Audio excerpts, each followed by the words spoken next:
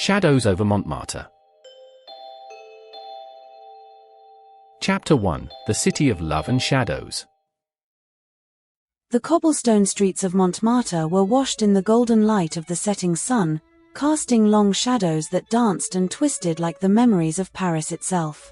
In the heart of this historic district, where artists had once roamed and love stories were written in the air, a couple stood on the balcony of a small, charming apartment.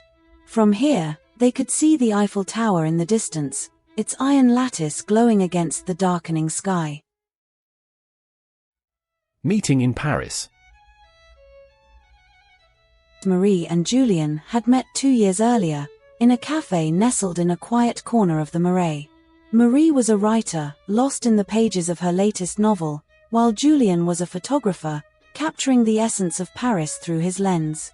Their connection was immediate, a spark that lit up the dreary autumn afternoon.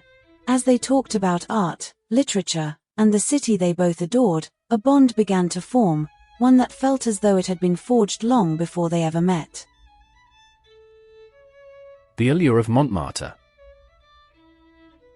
They moved to Montmartre shortly after, drawn to its bohemian charm and the sense of history that clung to every building. Their apartment was small but perfect, with a view that took Marie's breath away every morning. Here, surrounded by the ghosts of artists and dreamers, they began to build a life together. Julien would wander the streets with his camera, while Marie wrote at a small wooden desk by the window, the sounds of the city her constant companion. The shadows of the past. But Paris, with all its beauty, had a way of revealing its darker side to those who looked too closely. Strange things began to happen shortly after they moved in. At first, it was little more than a feeling, a sense that they were being watched. Then came the whispers, soft and unintelligible, drifting through the apartment like a forgotten melody. Julien tried to capture it on film, convinced it was nothing more than the echo of the old building settling, but the unease lingered. A disturbing encounter. One evening, as the sun dipped below the horizon, Marie decided to explore the attic. The landlord had mentioned that it was off-limits, but her curiosity got the better of her. The attic was filled with dust and forgotten relics, a trunk filled with old photographs, a broken easel, and an ancient phonograph that crackled to life when she touched it.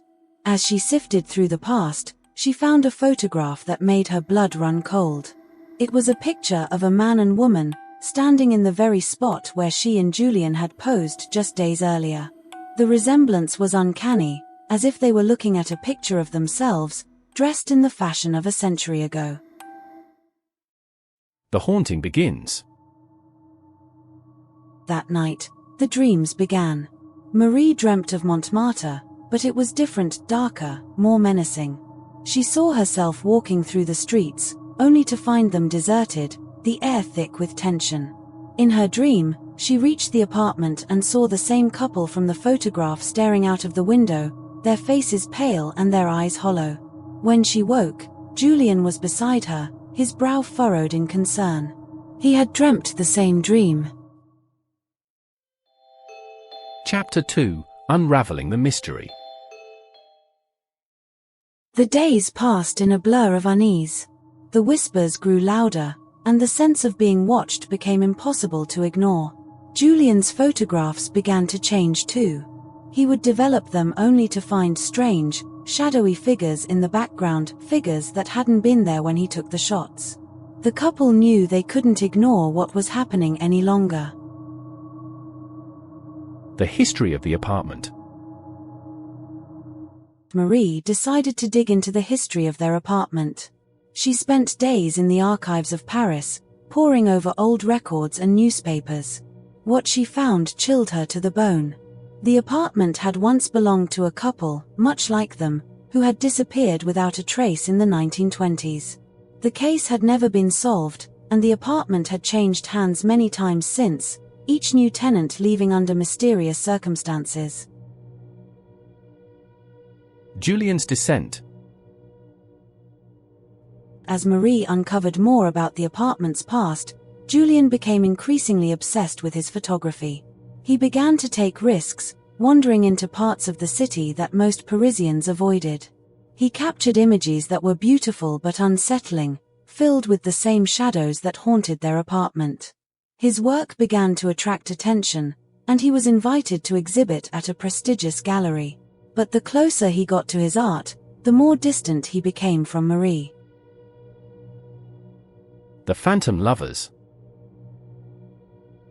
Marie's research led her to a name, Lucien and Amélie Durand, the couple who had lived in the apartment a century ago.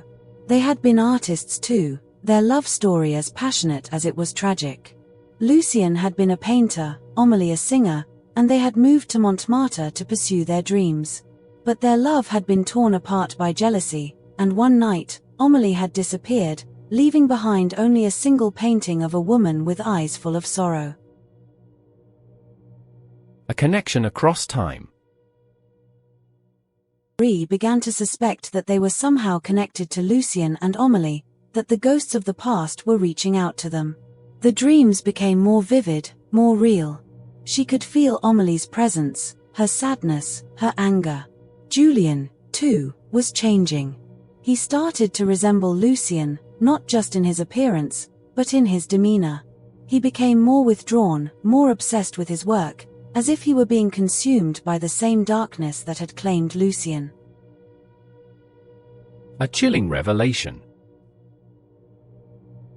One night, as Marie was reading through old letters she had found in the attic, she came across one that made her blood run cold.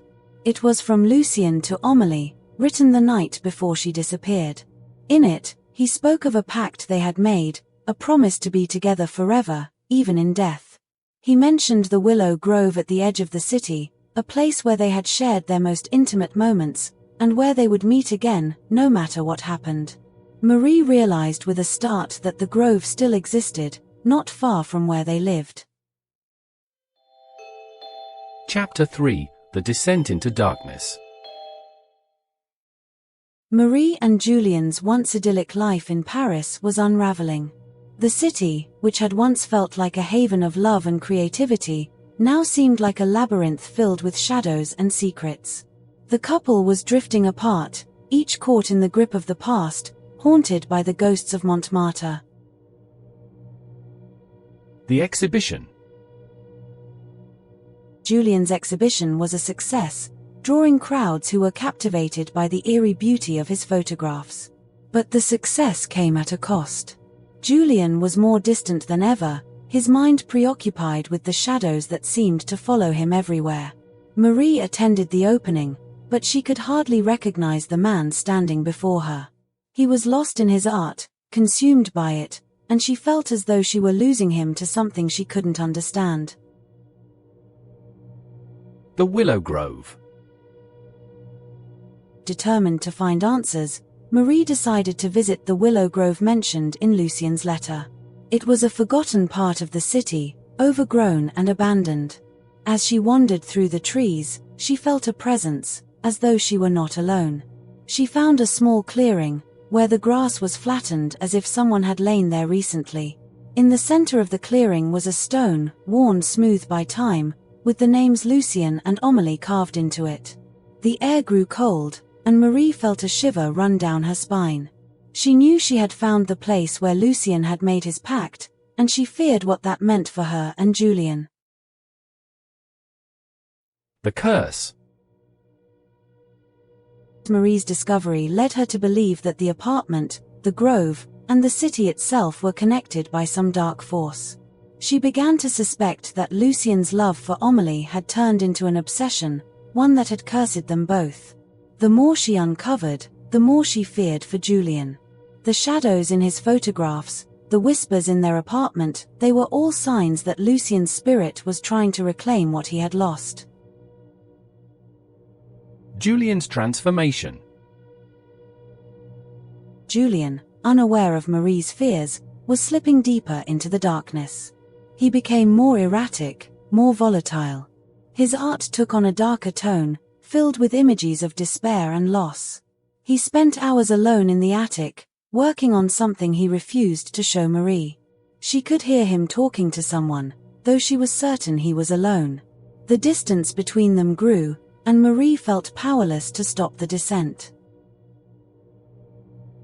The breaking point. The tension reached its peak one night when Marie confronted Julien about his behavior. He lashed out, accusing her of not understanding his work, of trying to control him. In a fit of rage, he smashed one of his cameras, sending shards of glass across the floor. But as the dust settled, Julien seemed to realize what he had done.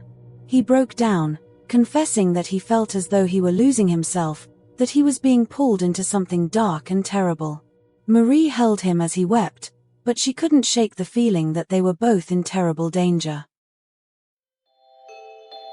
Chapter 4: The Pact.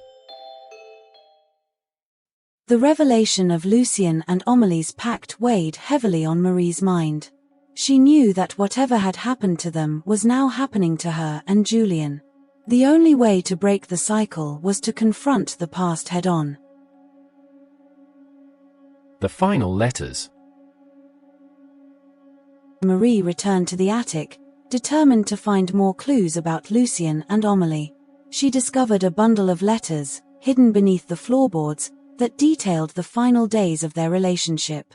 The letters revealed a descent into madness, as Lucien became obsessed with the idea of preserving their love forever.